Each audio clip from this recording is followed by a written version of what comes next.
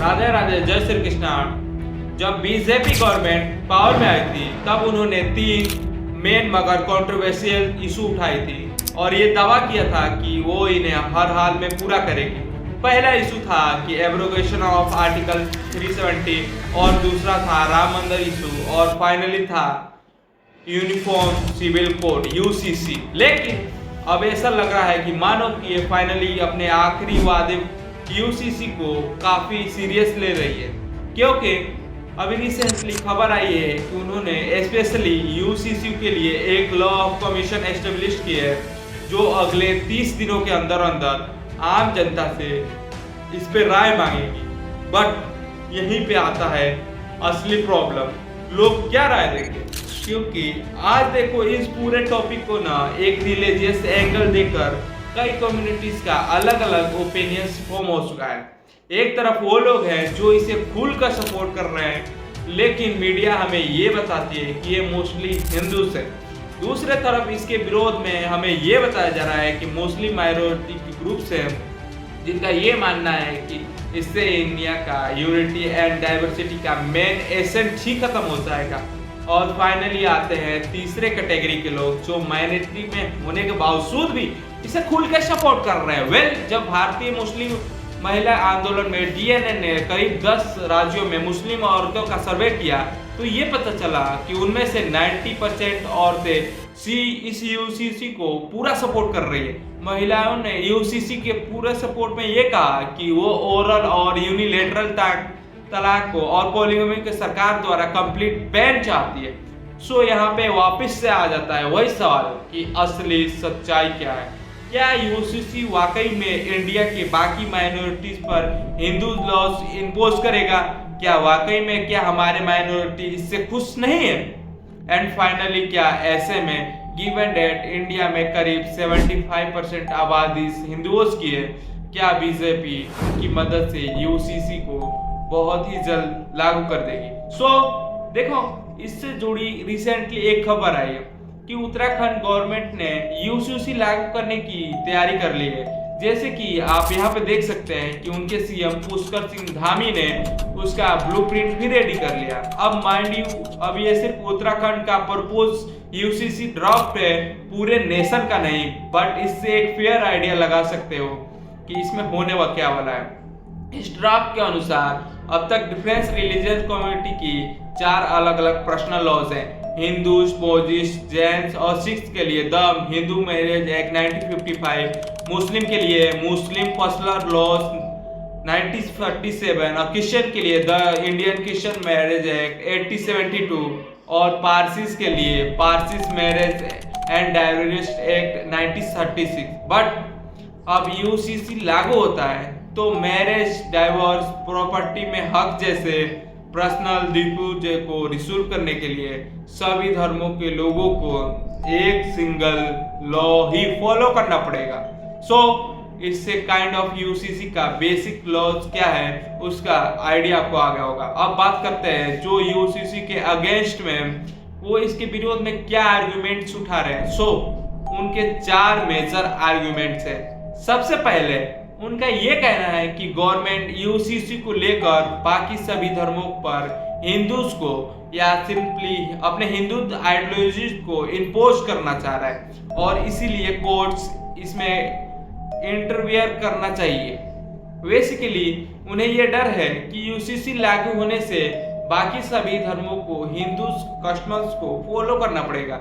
और देखा जाए तो गलती भी नहीं है, क्योंकि मीडिया और दूसरे जो पॉलिटिकल पार्टीज हैं वो यही नैरेटिव को बहुत ज्यादा प्रोपोगेट कर रहे हैं। यहाँ पे मैं सिर्फ क्रिश्चियन और मुस्लिम की बात नहीं कर रहा, इसमें इंडिया के भी कई ट्राइबल कम्युनिटी भी आ जाती है। लाइक फॉर एग्जाम्पल 2016 में ही राष्ट्रीय आदिवासी एकता परिषद ने यूसीसी के अगेंस्ट सुप्रीम कोर्ट में ये प्रपोज किया था, क्लेमिंग की दैट पॉलीगेमी एक ऐसी प्रैक्टिस है जो नागा, गोंड्स, बलगा, लोसाई और ऐसी कई आदिवासी के समुदायों में भी कब से होती आ रही है। और इसके अलावा एक महिला का मल्टीपल पुरुषों के साथ शादी करना या सिंपली पोलियांडी या त्यान, टोडा, त्रोटा, खासा, लद्दाखी, वोटा ऐसे कई हिमालय ट्राइब्स में ये चलते आ रहे हैं। Right from Kashmir to Assam, क्या ये सब भी ट्राइब्स यूसीसी को ओपनली एक्सेप्ट करेगी? जमातुल हिंद के चीफ अरशद मदानी का ये कहना है कि वो अपने पर्सनल लॉज पिछले 1300 सालों से फॉलो करते आ रहे हैं, सो यूसीसी के इम्प्लीमेंटेशन के इनके देश के मुसलमानों को ठेस पहुंच सकती है। अब इसलिए इन्हीं सारे आर्गुमेंट के चलते कई पॉलिटिकल पार्टीज जैसे कि Samajwadi party, communist party of India CPI, nationalist Congress party और इंडियन नेशनल कांग्रेस और भी पार्टीज का ये मानना है कि ये बिल अगर पास हुआ तो ये हमारे देश के सोशल फैब्रिक्स को डिस्ट्रॉय करके सीधा यूनिटी एंड डाइवर्स को, हमारे प्रिंसिपल को ही चोट पहुंचाती है और इसीलिए कोर्ट्स को इन वैल्यूज को प्रिजर्व करने के लिए इंटरवीन करना जरूरी है। खैर यूसीसी के अगेन दूसरा आर्गुमेंट्स है कि यूसीसी के आने से लोगों का fundamental rights freedom to practise any religious violates हो जाएगा, क्योंकि यूसीसी सभी रिलीजियस पर्सनल लॉ को एबोलिश करके इंडिया वाइड सभी लोगों पर इरेस्पेक्टिव रिलीजियंस बस एक ही सिंगल लॉ लागू करेगा। देन आता है तीसरा आर्गुमेंट्स, इसमें ऑपोजिशन का ये कहना है कि जब सीआरपीसी और आईपीसी जैसे क्रिमिनल लॉज इंडिया वाइड में यूनिफॉर्मली इंप्लीमेंट नहीं हुए, जैसे कि महाराष्ट्र और कर्नाटका, दिल्ली में अल्कोहल कंजम्पशन एज अलग अलग है, यूपी में बेल ग्रांट करने वाला सीआरपीसी सेक्शन 438 के सबसे पर्सनलाइज है, तो जब ये सब अलग अलग है तब इंडिया फिर भी एफिशिएंटली वर्क कर रहा है, तो इंडिया के लिए यूनिफॉर्म पर्सनल या सिविल लॉ की क्या जरूरत है? एंड इन सभी आर्गुमेंट के अलावा चौथा मेजोरेंट आर्गुमेंट है, क्या कॉन्स्टिट्यूशनल फादर यानी कि डॉक्टर बी.आर. अम्बेडकर जी भी इस टोटली यूनिफॉर्मिटी चाहते थे, क्योंकि अगर वो ऐसा चाहते तो वो यूसीसी को करंट लिस्ट में नहीं रखते। अगर आप कौन करंट लिस्ट क्या है तो नहीं पता, तो बेसिकली इंडियन कॉन्स्टिट्यूशन के शेड्यूल हर सब्जेक्ट को basically union list, state list और कॉन्करेंट लिस्ट में बाइफॉर्केट किया गया। ये बेसिकली ये इतना बताते हैं कि किस सब्जेक्ट पर कानून कौन बनाएगा, सेंट्रल स्लेस यूनियन गवर्नमेंट या स्टेट गवर्नमेंट या फिर दोनों गवर्नमेंट मिलके। खैर ये मुद्दा उठाकर सिंपली ये कहने की कोशिश की जा रही है कि कॉन्स्टिट्यूशन फादर्स कभी भी सारे पर्सनल लॉ को यूनिफाई करना ही नहीं चाहते थे।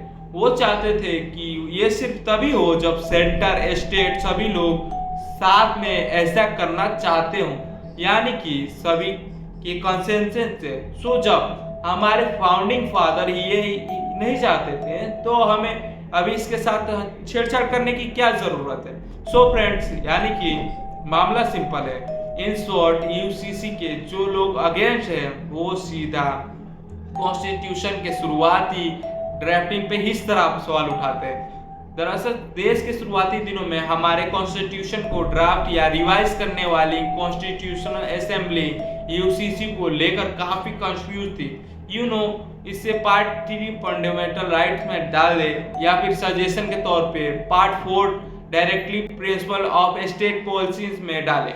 अब यहाँ पे खेल देखो, अगर यूसीसी को शुरुआत से ही फंडामेंटल राइट्स के साथ रखा गया होता तो उसके पे कानून बनाना होता और उससे पॉसिबिलिटी थी लोग भावनाओं में बहकर अभी की तरह ही इस पर जमकर विरोध करते।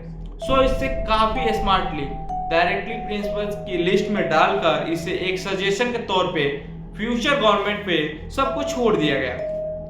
अब इस पर कईयों का ये कहना है कि मे भी ऐसा इसलिए किया गया क्योंकि उस वक्त इंडिया जो रिलीजियन के बेसिस पे सेपरेट हुआ था उसमें यूसीसी इजीली प्रोटेक्ट ट्रिगर कर सकता था, जो तब का न्यूली इंडिपेंडेंस भारत बिल्कुल भी अफोर्ड नहीं कर सकता था, क्योंकि हम वैसे ही हजारों प्रॉब्लम से जूझ रहे थे। तो कुछ का ये कहना है कि तब का गवर्नमेंट ये मुद्दे से उनकी अगेंस्ट बैकलेस ना आए करके इसे आगे ढकेल दिया। अब क्योंकि डीएसपीएस सिर्फ सजेशन होते हैं और कानून नहीं, इसीलिए यूसीसी को इम्प्लीमेंट करने से पहले उसका ऑप्शनल सजेशन इम्प्लीमेंट लॉ में कन्वर्ट होना बहुत जरूरी होता है। और ये तो भाई एक अलग ही गैम्बल है। दरअसल अगर बीजेपी सरकार यूसीसी को लॉ में कन्वर्ट करना चाहे तो as we all know India parliament में दो हाउसेस होते हैं, लोकसभा और राज्यसभा। सो गवर्नमेंट को यूसीसी का बिल इन दोनों हाउसेस में किसी एक हाउस में इंट्रोड्यूस करना पड़ेगा, जिसके बाद उस पर्टिकुलर हाउस के मेंबर्स उस बिल पर डिस्कशन करेंगे। अगर मेजॉरिटी वोट मिला तो ही वो बिल दूसरे हाउस में भेजा जाएगा, जहां पे अगेन सिमिलर डिस्कशन और वोटिंग से उसे पास्ट या फिर फेल्ड किया जाएगा। यानी कि सिंपली पुट बीजेपी को दोनों हाउसेज में मेजॉरिटी की जरूरत होगी और यही होगा यूसीसी का सबसे पहला ऑब्स्टिकल। अब लेट्स से बीजेपी समहाउ कुछ छोटी मोटी पार्टीज का साथ लेकर इन दोनों भी हाउसेज में यूसीसी को पास करवा लेती है, तब भी आगे का game is not going to be easy. दोनों हाउसों में पास होने के बाद bill usually final science approval के लिए प्रेसिडेंट के पास भेजा जाता है। अब यहाँ पे प्रेसिडेंट के पास भी बिल को लेकर तीन ऑप्शंस होते हैं। फर्स्ट एब्सोल्यूट वीटो, यानी मतलब कि सीधे बिल को रिजेक्ट कर देना। सेकेंड सस्पेंस इन वीटो, यानी कि बिल में चेंजेस बताकर वापस से पार्लियामेंट भेज देता है। और थर्ड पॉकेट वीटो, यानी कि ये प्रेसिडेंट का सबसे पावरफुल वीटो होता है, जिसमें एज वेल वर्सेस बिल को रिजेक्ट और वापस दिए बिना इंडिफरेंट टाइम के लिए उसे लटका दिया जाता है।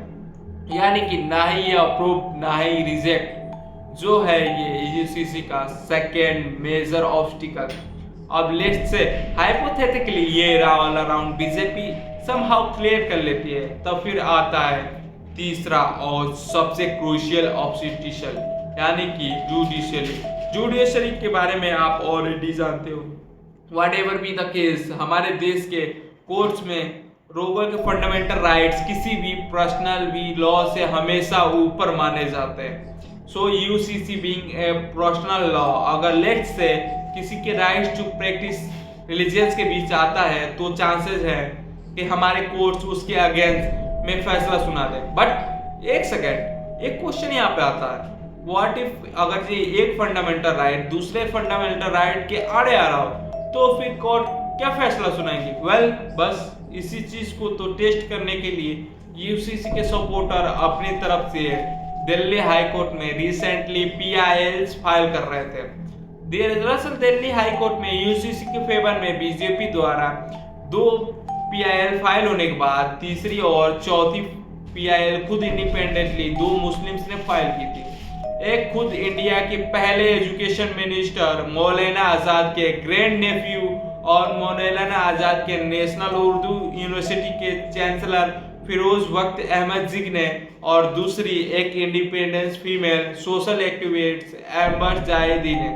इन यूसीसी सपोर्टर का कहना है कि भले ही आजादी की बात 1956 में हिंदू पर्सनल लॉज मॉडर्नाइज किया देगा, लेकिन मुस्लिम पर्सनल लॉज को डिफेक्ट्स को रिमूव करने की कोशिश नहीं की गई। यानी कि उसमें मॉडर्नाइजेशन या फिर रेफरेशन नहीं लाएगा, और इसीलिए मुस्लिम पर्सनल लॉ के अंडर पॉलीगैमी, निगाह हलाला और चाइल्ड मैरिजेस जैसी एंटी वुमेन प्रैक्टिसेस आज भी वैलिडेड है। अब चाइल्ड मैरिज के बारे में तो आप ऑलरेडी जानते हो। जिन्हें पॉलीगैमी और निगाह हलाला के बारे में नहीं पता, उन्हें मैं बता दूं, पॉलीगैमी यानी कि बेसिकली एक मुस्लिम मर्द मल्टीपल औरतों से शादी कर सकता है, और निगाह हलाला के अनुसार अगर उसने किसी बीवी को तलाक देकर वापस से अपनाना चाहा तो उस एक्स वाइफ से दूसरे किसी पराये मर्द से शादी करनी पड़ेगी, और फिर उससे तलाक लेकर अपने पुराने स्लैश ओरिजिनल पति से शादी करनी पड़ेगी। और यही वजह है कि एक बड़ी जर्नलिस्ट अमाना बेगम अंसारी ने मुस्लिम पर्सनल लॉज को स्पेशली एक पेट्रियार्कल सेटअप कहा था।